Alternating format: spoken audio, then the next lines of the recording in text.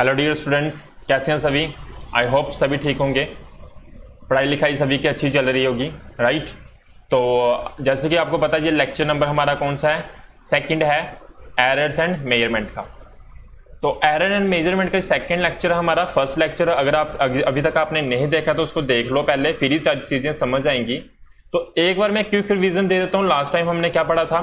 Last time हमने देखा था एरर्स क्या होता है आपका, ठीक है। It is a difference of किसका, true value and mayor value. क्या देता है आपको? एरर देता है। मेजरमेंट क्या होती है उसके बारे में हमने सीखा था। फिर उसके बाद हमने देखे थे एक होता है पॉजिटिव एरर, एक होता है आपका नेगेटिव एरर और थर्ड होता है आपका जीरो एरर। ये तीन देखे थे। क्या कंडीशन थी इसकी?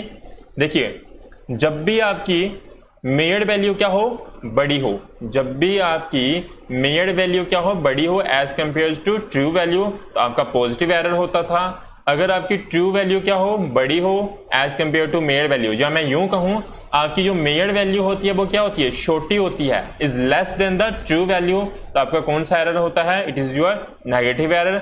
अगर ट्रू वैल्यू किसके बराबर हो जाती है, मेयर्ड वैल्यू के बराबर हो जाती है, तो आपका कौन सा एरर आता है? जीरो एरर आता है। क्यों? क्योंकि इसमें वैल्यू पुट करोगे, इसमें वैल्यू पुट करोगे तो आपकी ओवरऑल वैल्यू कितनी हो जाएगी? जीरो। तो इसलिए जीरो एरर। ये बातें आपको समझ आ गई होगी। ओके, ये हमने लास्ट टाइम यहां तक हमने खत्म किया था। ये सारी चीजें लास्ट टाइम हमने देख ली थी, सारी ये चीजें। ओके, आज के लेक्चर में हम देखते हैं टाइप्स ऑफ एरर, और थोड़ा सा डिटेल में जाते हुए थोड़ा सा और डिटेल में जाएंगे कि भाई टाइप्स ऑफ एरर क्या होते हैं, ठीक है। तीन किस्म के एरर देखने को मिलते हैं हमें। पहला होता है आपका सिस्टमैटिक एरर, सेकंड होता है आपका, second is your random error, नाम से पता चल रहा है, and third is your gross error. Third कौन सा आपका? ग्रॉस एरर होता है, ठीक। ओके, देखिए सिस्टमैटिक एरर की जब भी हम बात करेंगे तो सिस्टमैटिक एरर हमेशा याद रखना, ये वो एरर्स होते हैं जो कि क्या करते हैं, सिर्फ एक डायरेक्शन में होंगे। मींस जहां तो आपके हमेशा पॉजिटिव आने वाले हैं, एक आपके पास इंस्ट्रूमेंट है। सिंपल सी बात है, जैसे ये पेन है, इस पेन की जब आप मेजरमेंट कर रहे हो, जब इस पेन की आप क्या कर रहे हो, मेजरमेंट कर रहे हो, जब आप इसकी मेजरमेंट कर रहे हो तो आपके पास जो स्केल है, अगर वो स्केल कहीं से टूटा हुआ, स्टार्टिंग से थोड़ा सा ब्रेक डाउन है, थोड़ा सा टूटा हुआ है, जब भी उस स्केल के साथ वो स्केल एक किस्म का क्या है, मेजरिंग इंस्ट्रूमेंट है। वो जो आपके पास स्केल है ना, वो स्केल आपका क्या है? It is your measuring instrument. तो वो अगर मेजरिंग इंस्ट्रूमेंट है तो उस मेजरिंग इंस्ट्रूमेंट में ही खराबी है। तो जब भी उस स्केल के साथ आप मेजरमेंट करोगे, कोई भी चीज की आप मेजरमेंट करो, जब कोई भी स्टूडेंट आके इस पेन की मेजरमेंट करेगा उसी स्केल के साथ, तो हर स्टूडेंट की क्या आएगा? एरर आएगा। किसके कारण आ रहा है? It is due to instrument. किसके कारण आ रहा है वो एरर? आपका इंस्ट्रूमेंट के कारण आ रहा है, राइट। ओके, तो आपको क्या हमेशा उस स्केल के कारण, जब भी मैंने बोला वो स्टार्टिंग से थोड़ा सा स्केल ब्रेक डाउन है, टूटा हुआ है, जब भी कोई भी स्टूडेंट उस स्केल के साथ मेजरमेंट करेगा तो जो मेजर्ड वैल्यू आएगी हमेशा क्या आएगी? It will always less than true value. जो एक्चुअल वैल्यू होगी वो हमेशा क्या रहेगी? छोटी रहेगी। सॉरी, जो आपकी मेजर्ड वैल्यू होगी वो हमेशा क्या रहेगी? छोटी रहेगी as compare to true value, है ना। अगर स्केल स्टार्टिंग से टूटा हुआ है तो आपकी वैल्यू में क्या आएगा? देखो मैं आपको एग्जांपल देता हूं, आपको एग्जांपल से ज्यादा अच्छे से समझ आएगी। देखिए, फॉर एग्जांपल आपके पास ये पेन है, ठीक। इस पेन की आपने क्या करनी है? मेजरमेंट करनी है। जो आपका स्केल है ना, देखो ध्यान से देखना, अब मैं एग्जांपल से समझाऊंगा। इस स्केल के साथ आपने मेजरमेंट करनी है। एक्चुअली स्केल की जो मेजरमेंट शुरू होती थी यहां से, जीरो यहां से शुरू होता था, लेकिन ये स्केल टूट चुका है, यहां से स्केल क्या हो चुका है? टूट चुका है। तो कहां से आप मेजरमेंट ले रहे हो? फॉर एग्जांपल आप मेजरमेंट ले रहे हो 0.8 सेंटीमीटर से। कहां से? 0.8 सेंटीमीटर से। अगर आप सही वाले स्केल से मेजरमेंट लेते तो मान लो इस पेन की जो रीडिंग आती वो कितनी आती? 7 सेंटीमीटर आती, अगर आपका स्केल सही होता तो। लेकिन आपका स्केल टूटा हुआ है, तो यहां से टूटा हुआ है, तो जब आप इसकी मदद से मेजरमेंट करेंगे, तो जब आप इस स्केल से मेजरमेंट करके मेरे सामने लाओगे तो आपको जब यहां तक इस स्केल के साथ मेजरमेंट करके करोगे तो आपको क्या देखने को मिलेगा? It will be your 7.8 centimetre. जिसको नहीं समझ आई ऐसा क्यों हुआ, तो अपने स्केल को ऐसा करना, वहां से तोड़ के देख लेना, आपको पता चल जाएगा कि अगर आप 0 से मेजरमेंट करना शुरू करते हो तो कोई चीज 7 सेंटीमीटर की है तो आपको एग्जैक्ट वैल्यू मिल जाएगी, लेकिन आपका स्केल ही टूटा हुआ है, स्टार्टिंग से टूटा हुआ कहां से 0.8 से, तो मीन्स आप रीडिंग कहां से लेना शुरू कर रहे हो 0.8 से लेना शुरू कर रहे हो। तो यहां तक जब आप मेजरमेंट करके आओगे तो आपको कितना देखने को मिलेगा 7.8 सेंटीमीटर देखने को मिलेगा। तो जो मेजर्ड वैल्यू इस केस में आई है वो क्या आई है, बड़ी आई है as compare to true value. और मैंने आपको बोला है जब भी आपकी मेजर्ड वैल्यू क्या होती है, बड़ी होती है, इट इज ग्रेटर, तो आपको कौन सा एरर देखने को मिलता है, पॉजिटिव एरर देखने को मिलता है। तो ये जो मेजरमेंट की थी मान लो स्टूडेंट ए ने की थी, ऐसे स्टूडेंट बी आता है सेम स्केल यूज करता है, वो जब मेजरमेंट करेगा तो उसको भी एरर देखने को मिलेगा कितना 7.8 सेंटीमीटर, मीन्स कितना एरर होगा, पॉजिटिव एरर।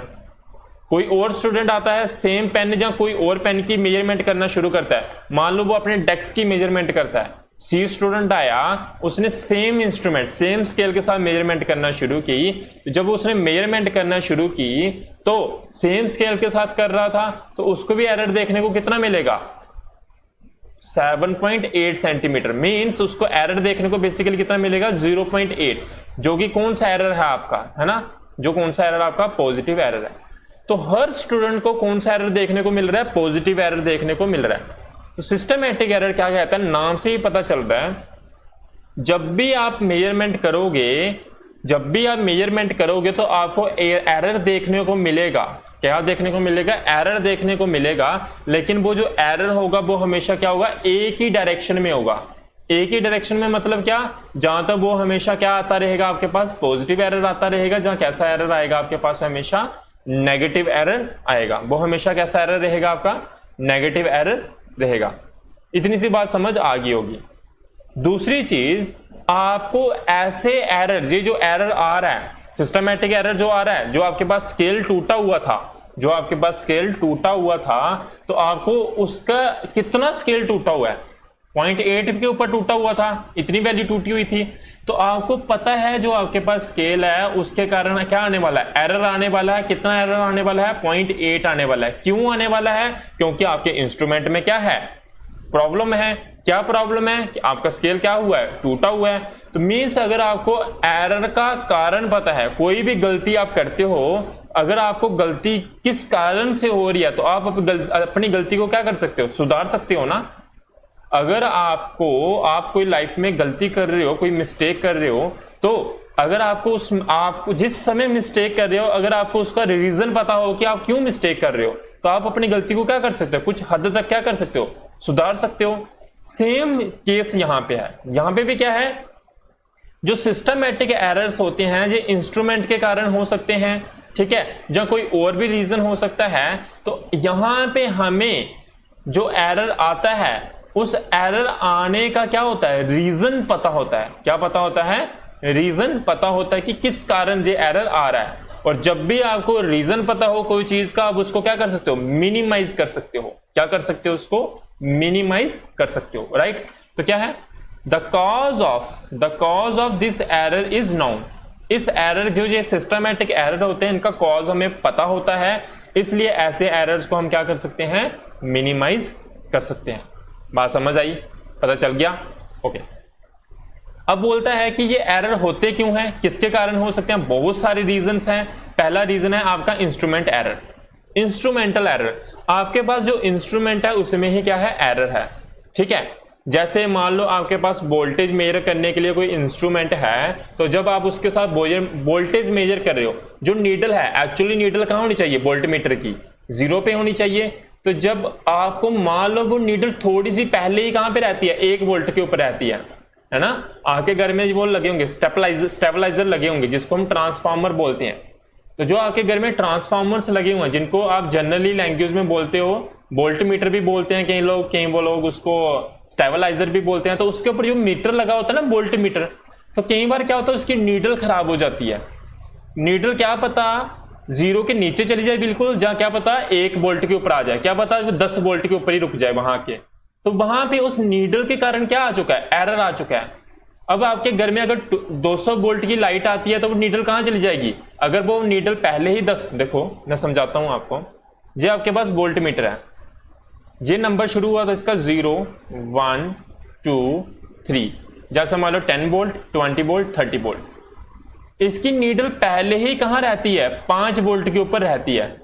मान लो आपके घर में लाइट आई कितनी, 20 वोल्ट की, लेकिन आपकी जो नीडल है, जो आपके घर में वोल्ट मीटर लगा हुआ है, वो नीडल 20 पे नहीं आएगी। लाइट तो पीछे 20 की आ रही है, लेकिन ये आपके जो वोल्ट मीटर जी कितना शो करेगा, 25 शो करेगा। कितना शो करेगा, 25।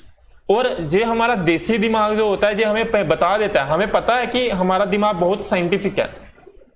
हमें घर में पता होता है कि हमारी नीडल पहले ही 5 पे ऊपर बैठी हुई थी, तो इसका मतलब अगर ये 25 दिखा रहा है, इसका मतलब लाइट पीछे से कितनी आ रही होगी, 20 आ रही होगी। मीन पीछे से जो आपकी वोल्टेज आ रही है वो कितनी आ रही है, 20 आ रही है। तो अल्टीमेटली ये जो हमारे पास इंस्ट्रूमेंट है, इसके कारण एरर आ रहा है। आपको रीजन भी पता है कि किसके कारण एरर आ रहा है, तो इसलिए आपने इस एरर को क्या कर लिया, मिनिमाइज भी कर लिया। तो बेसिकली आपके जो एरर्स, सिस्टमैटिक एरर्स आते हैं, वो किसके कारण आते हैं, इंस्ट्रूमेंटल एरर कहते हैं इनको, इंस्ट्रूमेंट के कारण आते हैं। दूसरा होता है इनपरफेक्शन इन एक्सपेरिमेंट। जो कोई भी एक्सपेरिमेंट कर रहा है, जब मेजरमेंट कर रहा है कोई भी चीज की, कोई स्टूडेंट है जब वो मेजरमेंट कर रहा है, मान लो कोई डॉक्टर है ना, कोई न्यू डॉक्टर बना, अच्छे से उसने स्टडी नहीं की, तो उसने दुकान खोल दी मेडिकल स्टोर की, तो उसके पास अगर कोई पेशेंट जाता है अपना टेम्परेचर चेक करवाने के लिए, उसको बुखार है, तो वो अपना टेम्परेचर जब चेक करवाने जाएगा, तो जो स्टैंडर्ड सेट किए गए हैं जर्नल में कि आपका 98 टेम्परेचर होना चाहिए, 98.6 होना चाहिए, 98.7 आपका टेम्परेचर होना चाहिए फ़ारेनहाइट में, तो बेसिकली आपका जो स्टैंडर्ड सेट किए गए हैं, आपका जब बॉडी का टेम्परेचर लेना होता है वो कहां कैसे लिया जाता है, टंग के नीचे रखा जाता है ना। तो थर्मामीटर जो होता है टेम्परेचर मेजर करने के लिए, उसको कहां रखा जाता है, टंग के नीचे रखा जाता है, मुंह में रखा जाता है उसको।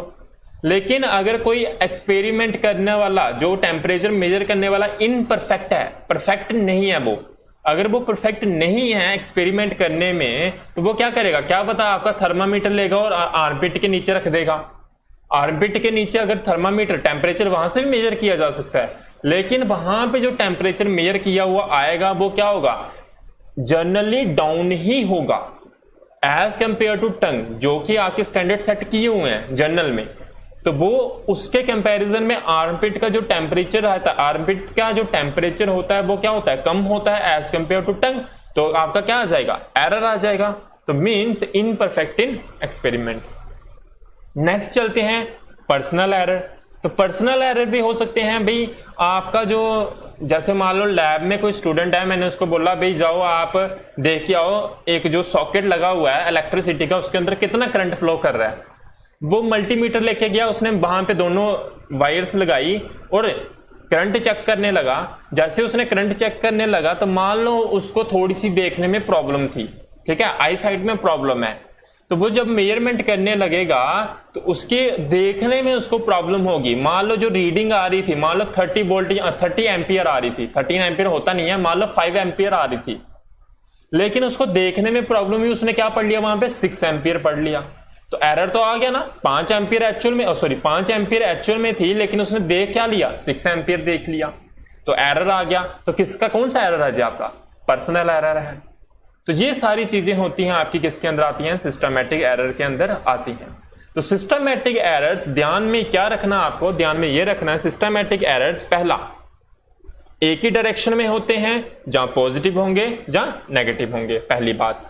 दूसरा, इनका रीजन हमें पता होता है, अगर हमें रीजन पता है तो हम इनको क्या कर सकते हैं, मिनिमाइज कर सकते हैं। दूसरी चीज, किस किस कारण के होते हैं, इंस्ट्रूमेंट के कारण हो सकते हैं, पर्सनल एरर्स हो सकते हैं, इनपरफेक्ट इन एक्सपेरिमेंट हो सकते हैं, बहुत सारे कारण से आप बुक खोलोगे, अब आपको समझ आ जाएगी, बातें समझ आ गई, ठीक है। नेक्स्ट देखते हैं हम, देखो एक और चीज इसके साथ ऐड कर लेते हैं एक बार, देखिए, देखो जो सिस्टमैटिक एरर होते हैं, ये जो आपके सिस्टमैटिक एरर है, ये जो एरर है इनको हम कैसे कर सकते हैं, मिनिमाइज तो कर सकते हैं, पर कैसे कर सकते हैं, हमें इसका कारण, रीजन तो पता होता है। अगर हमें रीजन पता है तो हम इन एरर्स को क्या कर सकते हैं, कम कर सकते हैं। पहली बात, कैसे कर सकते हैं, हमारी जो एक्सपेरिमेंटल टेक्निक्स हैं, एक्सपेरिमेंटल जो एरर किसकी वजह से आया था, जो एक्सपेरिमेंट करने वाला था उसकी टेक्निक अच्छी नहीं थी, तो हम क्या कर लेंगे, अपनी इंप्रूव कर लेंगे। किसको इंप्रूव कर लेंगे, टेक्निक्स को, किनको इंप्रूव कर लेंगे? टेक्निक्स को इंप्रूव कर लेंगे। कौन सी टेक्निक्स? Experimental techniques. कौन सी टेक्निक्स को इंप्रूव कर लेंगे? एक्सपेरिमेंटल टेक्निक्स को इंप्रूव कर लेंगे। दूसरी बात, सिलेक्टिंग। सिलेक्टिंग, क्या सिलेक्ट करना हमें सिलेक्ट करना है बेटर इंस्ट्रूमेंट्स। कैसे इंस्ट्रूमेंट सिलेक्ट करने हैं हमें? बेटर, अच्छे इंस्ट्रूमेंट सिलेक्ट कर लो। इंस्ट्रूमेंट के कारण भी एरर आया था ना, तो इनको कैसे मिनिमाइज कर सकते हैं? आप अच्छे वाले इंस्ट्रूमेंट ले आओ, सही वाले परफेक्ट इंस्ट्रूमेंट ले आओ। आपकी जो टेक्निक होती है मेजरमेंट की, उसको क्या कर लो? इंप्रूव कर लो। और क्या हो सकता है? Remove personal errors. किनको इंप्रूव कर लो? पर्सनल एरर्स को भी इंप्रूव करो, जहां रिमूव भी कर दो उनको। ठीक है, इन सारी चीजों की मदद से आप क्या कर सकते हो? सिस्टमैटिक एरर्स को कुछ हद तक कम कर सकते हो। ठीक है, हर चीज में एरर होता है। मैं ये नहीं कहता कि आपका जीरो एरर आ जाए, जीरो तो नहीं कहते, लेकिन आप क्या कर सकते हो? कुछ हद तक उसको क्या कर सकते हो? मिनिमाइज कर सकते हो। ओके फाइन, नेक्स्ट बढ़ते हैं। नेक्स्ट देखिए, नेक्स्ट होता है आपका रैंडम एरर। नाम से ही पता चल रहा है, रैंडमली आपके पॉजिटिव भी आ सकते हैं, नेगेटिव भी आ सकते हैं। देखिए, random errors are those errors जो कि क्या होते हैं? ये क्या होते हैं? इरेगुलरली होते हैं। कैसे होते हैं? इरेगुलरली होते हैं। इरेगुलरली का मतलब they can tend in both direction, दोनों डायरेक्शन में हो सकते हैं। कैसे? पॉजिटिव भी हो सकते हैं, नेगेटिव भी हो सकते हैं। जनरली आपने देखा सिस्टमैटिक एरर में क्या हो रहा था? एक ही इंस्ट्रूमेंट के साथ जब हम मेजरमेंट कर रहे थे, तो आप क्या हमेशा जानते हो कैसा एरर आ सकता है? हमेशा पॉजिटिव एरर आता रहेगा, जहां हमेशा क्या आता रहेगा? नेगेटिव एरर आता रहेगा। लेकिन जो रैंडम एरर्स होते हैं ना, रैंडम एरर्स एक टाइम के ऊपर मान लो कोई स्टूडेंट से मेजरमेंट करना शुरू की, तो क्या पता उसका एक बार पॉजिटिव एरर आया, दूसरा क्या पता नेगेटिव एरर आया, तीसरी बार क्या पता नेगेटिव एरर आ गया, अगली बार क्या पता पॉजिटिव एरर आ गया।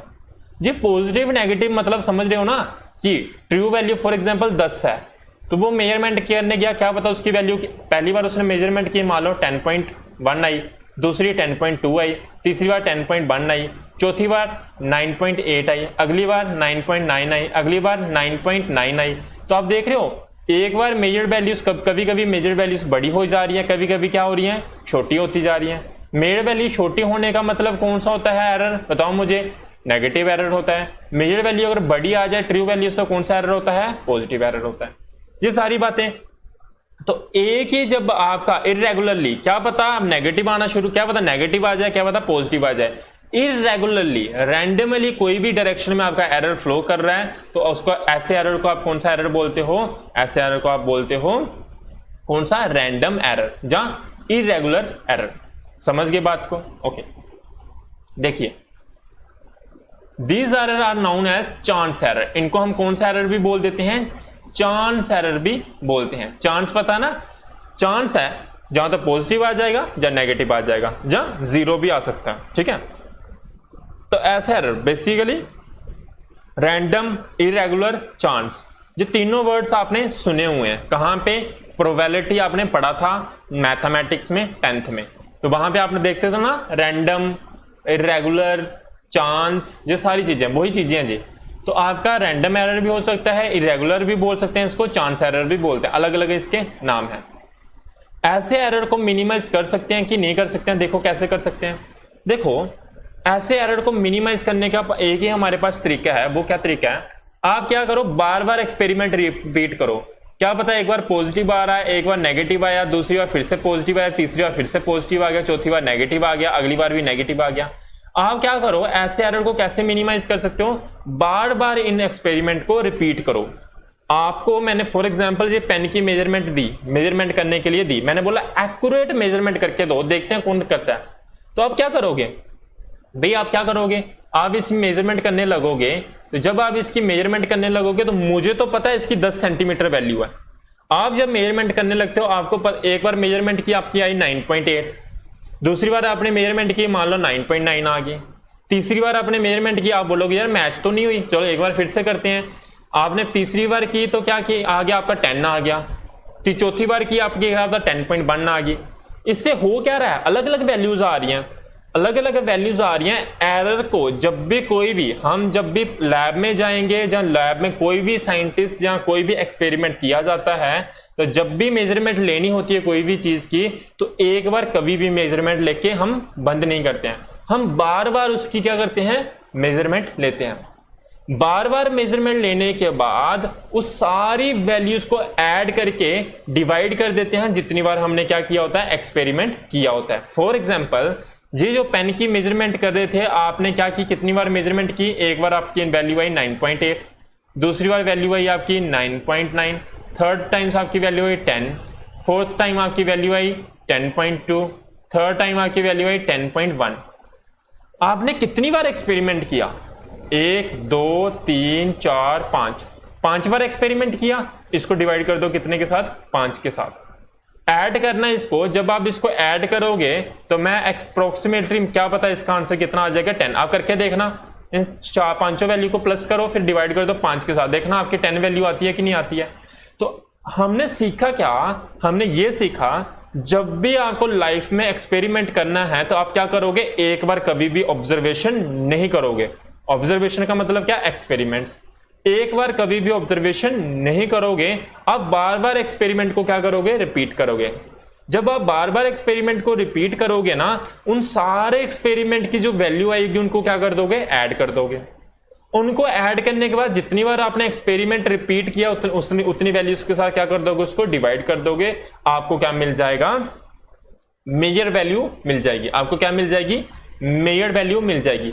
जैसे कि हमने देखा यहां पे अलग अलग वैल्यू आ रही थी, जब हमने इसको 5 के साथ डिवाइड करके ऐड करके हमें क्या आ गया, 10 आ गया। ऐसा करने से हमने नोटिस किया है कि आपका जो एरर आने की चांसेस होते हैं वो क्या हो जाते हैं, मिनिमाइज हो जाते हैं। क्या हो जाते हैं, आपके मिनिमाइज हो जाते हैं। तो बेसिकली इस प्रोसेस को आपको पता ना क्या करते हैं, a plus B plus C plus D upon 4, ऐसी चीज को हम क्या बोलते हैं, इस कंडीशन को हम बोलते हैं एवरेज। आप क्या ले रहे हो, इसका एवरेज ले रहे हो। जब मैं यूं कहूं क्या ले रहे हो आप, इसका मीन ले रहे हो।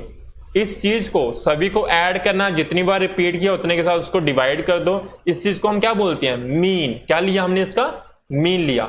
तो बोलते हैं इस एरर्स को हम कैसे मिनिमाइज कर सकते हैं, these error can be minimized by repeating experiment and then taking mean of all measured value. हम क्या करेंगे, सभी रैंडम एरर्स को अगर हमें मिनिमाइज करना है तो हम एक्सपेरिमेंट को क्या करेंगे, बार बार रिपीट करेंगे। बाद में उसका क्या ले लेंगे, सभी मेजर वैल्यू का मीन ले लेंगे। जो मीन वैल्यू होगी वही हमारी क्या कहलाएगी, मेजर वैल्यू कहलाएगी। जो हमारी लास्ट में मीन आएगा ना, वो हमारा क्या कहलाएगा, मेजर वैल्यू कहलाएगा। And give us accurate reading, जो हमें क्या देगा, एक्यूरेट रीडिंग देगा। 100% सही तो नहीं होगी, लेकिन क्या होगी, वो एक्यूरेट होगी। ऑलमोस्ट क्या आएगी, ट्रू वैल्यू के पास आ जाएगी वो। कब, जब आप नंबर ऑफ एक्सपेरिमेंट्स को रिपीट करके उनका क्या ले लोगे, मीन ले लोगे। जब भी आपको पूछे रैंडम एरर को मिनिमाइज करने का तरीका क्या होता है, तो वो क्या तरीका होता है, आप बार बार इस एक्सपेरिमेंट्स को रिपीट करोगे, उन सारी मेजर वैल्यू का क्या ले लोगे, मीन ले लोगे, और वही मीन आपका क्या कहलाएगा, मेजर वैल्यू कहलाएगा। और वो जो मेजर वैल्यू होगी वो क्या होगी, it will be your accurate reading. वो क्या होगी, आपकी एक्यूरेट रीडिंग होगी। लास्ट है आपका आज का लेक्चर का, वो है आपका ग्रॉस एरर। कौन सा एरर है भाई, ग्रॉस एरर। ग्रॉस एरर नाम से पता चल रहा है। इसको मैं थोड़ा सा आपको बता के जाऊंगा, बाकी आपने अपने एंड से पढ़ना है ग्रॉस एरर के बारे में, ठीक है। ग्रॉस एरर, देखिए ग्रॉस एरर्स क्या हैं, ये कैसे अराइव होते हैं, पहले बोल लिख लेते हैं। ये अराइज होते हैं केयरलेस के कारण, ठीक है। इसका स्पेलिंग चेक कर लेना, यहां पे ई आएगा, ठीक है। तो क्या होता है, केयरलेस। क्या बोल रहा हूं मैं, ऐसे एरर्स किसके कारण होते हैं, मेयर केयरलेस के कारण। आप जब एक्सपेरिमेंट कर रहे हो, बहुत ज्यादा केयरलेस हो, जहां थोड़े से भी केयरलेस हो, जब आप एक्सपेरिमेंट कर रहे हो, उसके कारण भी आपका क्या हो सकता है, एरर आ सकता है। बात समझ आ रही होगी, ठीक है। जैसे कि जब आप कोई इंस्ट्रूमेंट के साथ रीडिंग कर रहे हो, देखिए जब आप कोई इंस्ट्रूमेंट के साथ मेजरमेंट कर रहे हो, जो जिस इंस्ट्रूमेंट के साथ आप मेजरमेंट कर रहे हो, तो जैसे कि इस पेन की मेजरमेंट करनी है आपने, स्केल के साथ मेजरमेंट करनी है ना, स्केल के साथ जब मेजरमेंट करनी है तो स्केल आपने कहां पे रखना था, यहां पे इसके साथ जीरो जो वैल्यू थी इसके साथ टच करनी होती है, लेकिन आप केयरलेस हो तो आपने इसकी वैल्यू क्या कर दी, स्केल को थोड़ा सा इधर रख दिया, आप केयरलेस थे, इसके कारण क्या आ गया, एरर आ गया। तो कौन सा एरर कहलाएगा, आपका ग्रॉस एरर कहलाएगा। दूसरा देखते हैं, आप जब मेजरमेंट कर रहे हो, जब आप मेजरमेंट कर रहे हो, आपने मेजरमेंट तो सही की, जब आप उसकी ऑब्जर्वेशन कर रहे हो तो अपने फ्रेंड के साथ साथ साथ में गप्पे भी लगा रहे हो। जब आप उसकी आपने ऑब्जर्वेशन की कि कितनी वैल्यू आई उसकी, तो आपने जब उसको देखना शुरू किया, जब आपने इसको देखना शुरू किया अपने स्केल को, तो आपने ऑब्जर्वेशन सही से नहीं ली, 7.8 वैल्यू थी, तो आपने जल्दी जल्दी देखा, गिनने का मन नहीं किया, आपका ध्यान बातों में था, तो आपने कितना गिन लिया, 7.7 गिन लिया उसको। ठीक है, तो ये किसके कारण आया, आपकी आंखें भी ठीक थी, आपका इंस्ट्रूमेंट भी ठीक था, सब ठीक था, तो 7.8 ना गिन के आपने 7.7 क्यों गिन लिया, क्योंकि केयरलेसनेस थी।